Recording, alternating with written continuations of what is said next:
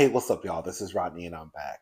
And I wanted to go ahead and talk about what's going on with these housewives. All right, so this is according to page 6. Ramona Singer cut from BravoCon after using partial racial slur and text to page 6 reporter. So this is according to page 6. So Bravo is getting off the Ramona coaster just hours after Ramona Singer texted part of a racial slur to a page 6 reporter. Her name disappeared from the BravoCon app. The former Real Housewives of New York City star was expected to attend this upcoming weekend's 3-day event in Las Vegas, but a source tells page 6 exclusively that she will no longer be attending the festival in light of her actions. Page 6 had reached out to Singer for the reaction to the Vanity Fair's expose about Bravo, which alleged she had used the N-word in conversation with a black crew member during production of season 13. In her response, she attempted to defend herself, but ended up having a version of the slur once again. Girl, this heifer put. Girl, listen to this. When I say Ramona is a mess, that's why I said I never knew a lot about Ramona. I've heard the stories here and there. I've seen the YouTubers, who talk about Real Housewives of New York, state their opinion, or what happened on the show. I got a glimpse of who she was on the Real Housewives Ultimate Girls trip, and I tend to believe everything that was said about her. I just knew she was ignorant. I just knew she was. Um, she basically put, "This is also upsetting," and the word I used was N-word, not N-I-G dot dot dot. That's what she put. This girl said not nig. Oh my god. I'm not getting worked up over Ramona. I am of the belief that someone like Ramona is how old? Let's Google Ramona's age. Ramona is not a young chicken, okay? Ramona is, I know she's old. Her. Ramona is 66 years old.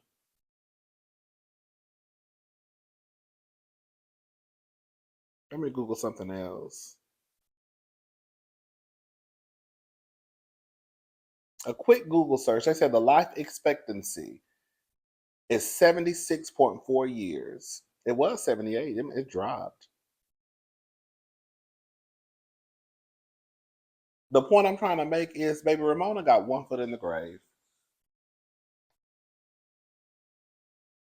Ramona has lived the girl, girl, how much 90% of her life. However Ramona thinks is how she thinks. She was ignorant on the show. She was ignorant last week. She's ignorant today. And more than likely, she's going to be ignorant until the day she dies. She's an ignorant white woman.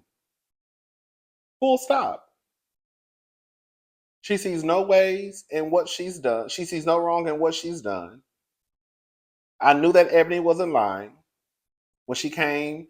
We could talk about Eboni being a part of the cast. That's a whole nother situation. To me, it's a whole nother. On the opposite side, we can also talk about what she experienced while she was at work. I feel like those are two different. I feel like those can be two different conversations. We knew Eboni wasn't lying about what was going on over there. We're gonna get into Eboni in a little bit. We knew she wasn't lying. A lot of people, I have always stood in, I don't blame Eboni for the demise of the show. I feel like whatever happened over at Bravo, for them to yank the cord on the show, and not even necessarily the show, but the cast, they have been wanting to do that. Period. No one, in my opinion, is gonna pull the plug on a good thing. So the simple fact that they said, you know what, we gonna ask everybody, and we're just gonna start all over from scratch. Girl, that was probably already in the works. It had to be, because again, nobody is going to ruin a good thing.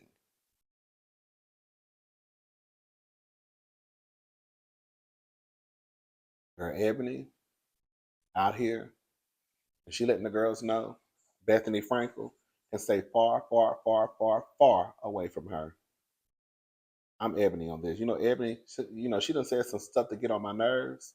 But girl, I'm sure I done said some stuff to get on y'all nerves too. Like y'all done said some stuff to get on my nerves.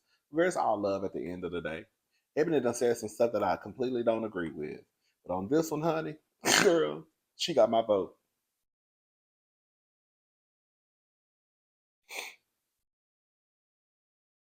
Let's bring Ebony up. Let's bring Ebony up. All right. So Ebony, this is according to page 6. Um, why Ebony K. Williams won't join Bethenny Frankel's reality reckoning. F her. Yes, you heard that correct. F her. The attorney bluntly told Vanity Fair and Monday's expose about the network that gave viewers a Real Housewives franchise. F Bethenny Frankel. You think I'm going to let some white girl speak for me with my experience with a multi-billion-dollar corporation? Over the summer, Skinny Girl Mogul 52 retained legal eagles Brian Fredman and Mark Garagos, who accused Bravo and NBC Universal of making deliberate attempts to manufacture mental instability by applying their talent with alcohol while depriving them of food and sleep, as well as denying mental health treatment for those who desperately needed it. Frankel's goal is to unionize reality TV stars and create systemic change at the network, but she since has clarified she's not suing her former employer. Although sources told us she's recruited more than 80 reality stars across Bravo's numerous shows, Williams, who was the first Black housewife on The Real Housewives of New York, would prefer to handle her issues her way. The TV host candidly discussed her own experience with the network and her former Real Housewives of New York co star Ramona Singer. Williams shed light on Singer's alleged racism, claiming that the real estate broker used the N word and once made a remark about how most Black people don't have present fathers. The alleged use of the racial slur became a complaint within the reality series production, and parent companies Shed Media, Warner Brothers, Discovery, Bravo, and NBC Universal. But Singer denied the accusation in an internal investigation, and basically ruled that it came back inconclusive. Girl, that's another thing too. Let me say something. I think with any job, there may be a handful of people out there who can say that they are 100% happy with their jobs, right? I think that a lot of people, you can still want to be employed by a company.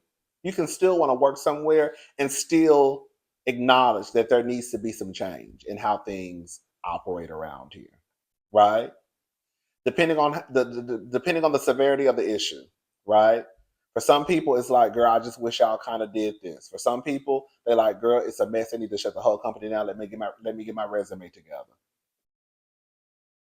We're gonna talk about Nene leaks. We're gonna talk about Ebony. We're gonna talk about Bethenny. And I want everybody to understand what I'm about to say. Okay? Before you start typing, just listen to me. I'm gonna try to wrap this up. Sometimes I get a little long-winded. Is my microphone on? It's on. I'm with Ebony on this because, in my opinion, and I don't know a lot about Bethenny. Bethenny, from what I have been reading online, from what I have been seeing online, Bethenny is just coming across as someone who has a superiority complex. She's coming across as the person who wants to be the white savior. I, I've been reading stories about the reason why Bethenny allegedly, I guess, is going after Bravo or wanting to start this union is because she didn't get what she wanted. And so, girl, now girl, I'm setting everybody on fire. I have been vocal and said that I think it could be a great thing, right? But I also think it's kind of messed up in a way too, because Bethenny let us know that she checked her checking account and girl, she's good to go, right? Bethenny is in a position financially where, girl, even if she pissed off everybody at Bravo, she probably gonna be all right at the end of the day. I get that there is power in numbers. I really, really do. But I think it's almost a little bit unfair that now because you are set up financially, you want everybody else to kind of ruin what they have going on, all in the name of, oh, girl, you want to slap your name on something and be the white woman who steps in and saves the day. And I think that's where Ebony is coming from. There can't no white woman step up and tell me a goddamn thing. Because, girl, a lot of us see right through Bethenny. While again, it could be a great thing for reality stars if this happens. But I just don't like the way that Bethenny is going about it. And I also don't think that it's fair that Bethenny is getting all the credit. If we're going to be honest about it, here we go. Let's get into some stuff. Now, listen to me. And don't type until after I finish what I'm about to say. Please, please. If anybody should be the face of this movement, it should be Nene Leakes. Now, this is the problem where a lot of us had an issue with Nene. We came to the conclusion, I'll speak for myself. I came to the conclusion that a lot of the stuff that Nene has said, it happened. And it was the truth. Where Nene started to lose me was she would talk about this hostile work environment, and she had claims of racism and favoritism and all of the above, right? But then the next day, she would say she would want to sit down with Andy Cohen and hash things out and talk things through. You're talking about Kim Zolciak having all this favoritism, right? Because she's a white woman. But girl, you and Kim was just down to the women's Atlanta Expo like a couple of years ago. Y'all, I don't know if to this day, still following each other on Instagram.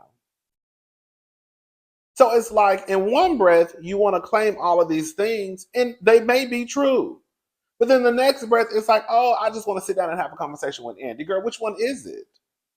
And that's why I used to always bring Ebony up. Ebony did not wait 14 years to file a complaint about the work environment. It came across to me that Nene waited until she didn't get her way at work. And once she didn't get her way, then it was, now I'm about to lash out. And I felt the same way with Bethenny.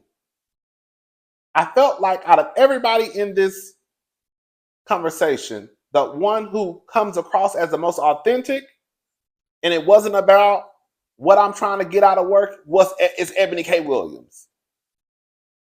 She said, this is what's going on while I'm at work. What y'all gonna do about it?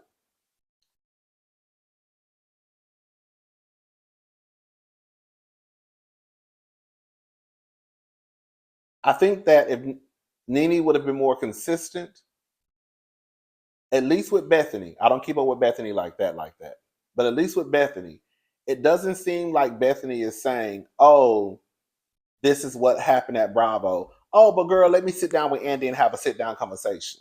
It's, this is what happened. We moving forward, girl. We taking it all the way. Nene is, this is what happened, but I still want to talk to Andy. This is what happened, but we should sit down and have a conversation. This is what happened, but hey, Andy, maybe we can sit down and have a cocktail and have a conversation one day. Girl, I could see, because it's one thing to go to work and say that I don't like my manager because he's an asshole or she's an asshole. It's a whole nother conversation when you start talking about racism and stuff like that. Why would you want to go back to the same environment that you claim it's all of these things, Lanithia girl? I could see if they had got rid of the bad apples in the bunch, right? I could see if you heard that, oh, the people that were helping create this environment, girl, they're no longer with the company, and you say, you know what? I wouldn't mind going back now, because the people who were causing all the chaos and confusion, they're gone. But girl, from what I understand, girl, Andy and everybody else still there. So why would you want to go back to the same environment that you claim is racist, girl? And have to deal with the same exact people, girl?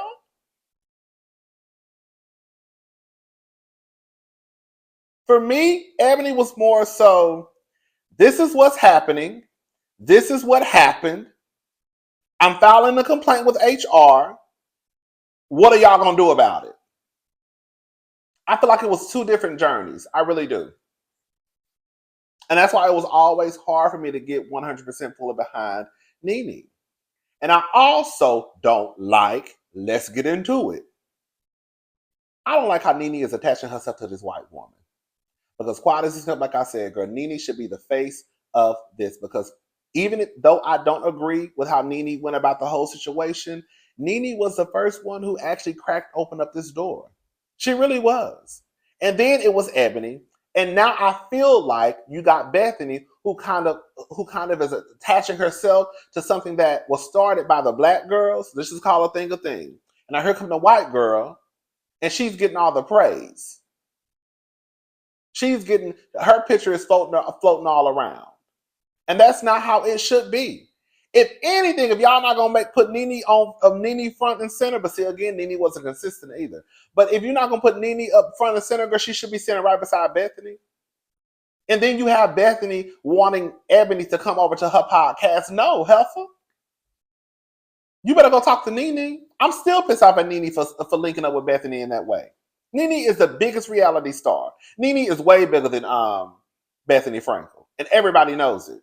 So the simple fact that she's even, girl, using her stardom to go over to Bethenny's podcast, and then Bethenny wants to invite Ebony over to her podcast to have a conversation. Girl, no, that's not how that works.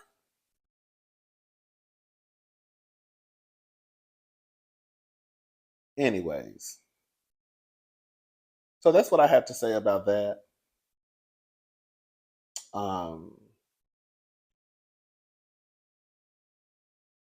Like I said, we love Nene, but Nene was inconsistent. Nene was all over the place.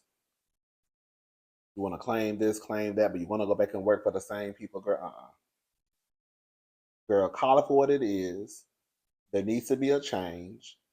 Hopefully, there is a change. Ebony, I felt like did it the right way. Here come Bethenny swooping her ass in, taking all the goddamn credit. I get it. She's a white woman with some power, access, and resource. So she'll probably get it done before the black girls, right? But girl, but Bethenny, yeah, she is giving white savior. That's what it's giving to me, and I don't like it. Yeah, I know some of the girls go for Bethenny like that, but